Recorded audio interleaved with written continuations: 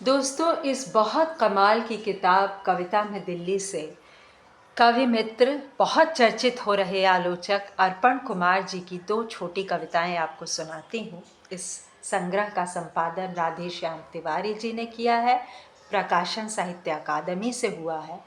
बहुत बढ़िया किताब है, अद्भुत संपादकीय और इतिहास का अद्भुत ज्ञान और अद्भुत दृष्टि है इस किताब के पास। अर्पण कुमार की दो कविताएं दिल्ली। एक, पिक्चर पोस्टकार्ड पर रोशनी से जगमगाते किसी शहर के कुछ अंधेरे हिस्से भी होते हैं। पिक्चर पोस्टकार्ड पर रोशनी से जगमगाते किसी शहर के कुछ अंधेरे हिस्से भी होते हैं।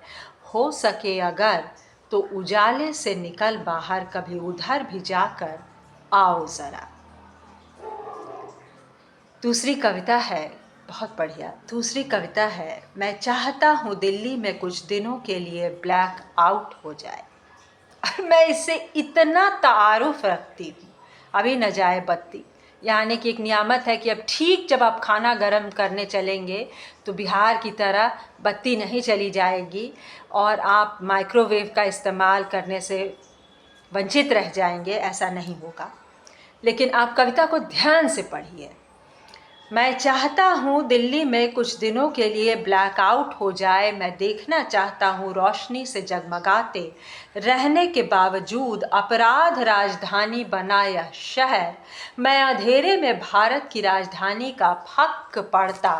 मैं अंधेरे में भारत की राजधानी का फक्क पड़ता और सफ़ेद होता चेहरा देखना चाहता।